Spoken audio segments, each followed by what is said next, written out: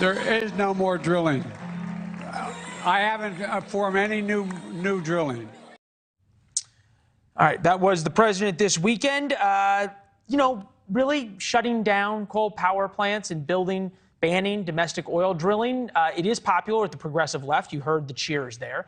It is not so popular with soccer moms paying record high prices for gas and groceries. The polling shows this from our friends at Axois. Third Way, a center-left think tank backed by some of the biggest names in Democratic politics, is sounding the alarm about deep-seated party flaws based on its own new polling from Senate battlegrounds. Despite a roster of GOP candidates who are extreme by any standard, voters see Democrats just as extreme, as well as far less concerned about the issues that worry them most. A.B. Stoddard is here. Always good to see you, my friend, ahead of the election. All right. First step in the 12-step program is admitting you have a problem. How much of this is a sort of siloed group of donors saying we have a problem, and how much of this is a willingness by the middle-of-the-road Democrats to have a real postmortem?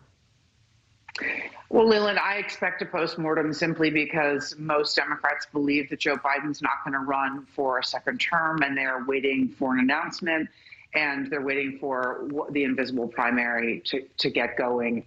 They will respond with desperation and frustration and anxiety in direct correlation to the number of seats they lose. If they have a surprise where they sort of hold on to a 50-50 Senate and don't lose too many House seats, and there's a slim majority for Republicans, they might give the president more time. But this is a very volatile period for the Democratic Party. They hung tight for 2 years through a lot of frustration with the progressive left.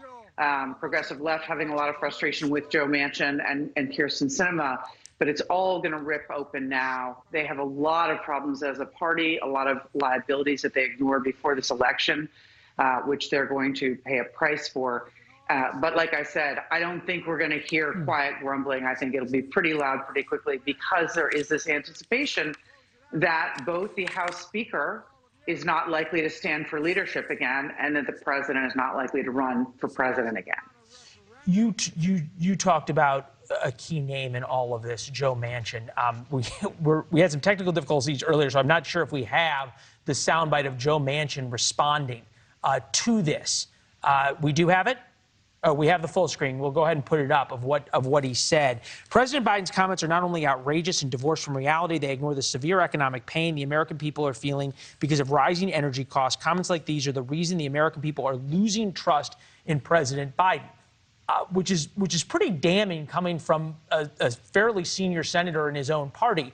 The question would be, is Joe Manchin trying to set himself up as a potential presidential nominee in the Democratic Party, or a potential third-party candidate to challenge a possible Joe Biden-Donald Trump rematch?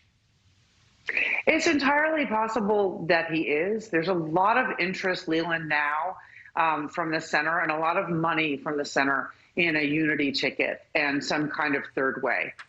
We don't know how that's going to manifest itself and when and with whom. But Joe Manchin is looking at a person, again, who he believes is not going to run a campaign again for re-election. And he is the most powerful Democrat in the Senate, and who just got to write his own bill known as the Inflation Reduction Act. He is protecting the interest and constituency of West Virginia, and he believes that Democrats will do terribly in this election. And so Joe Manchin, who's normally liberated, went even further with those comments. He might be a future candidate. We will know that at some point, but I don't think it's entirely clear right now. I got 30 seconds. Just preview this for me. Do we expect the calls and the questions about President Biden's ability sort of cognitively, and then his abilities to run in 2024, to go from silent backroom discussions in the Democratic Party to actually on cable television and in the op-ed sections of the Washington Post? Only if he takes too long to announce he's not going to seek a second term. If he does it quickly, everyone's going to be kind, and they're going to move on to an open primary. If he takes too long, that's what we'll be seeing and hearing. All right. AB with the call for what we see after the election. Thank you, ma'am. Thank you. Thanks for watching. Go to newsnationnow.com to find NewsNation on your television provider.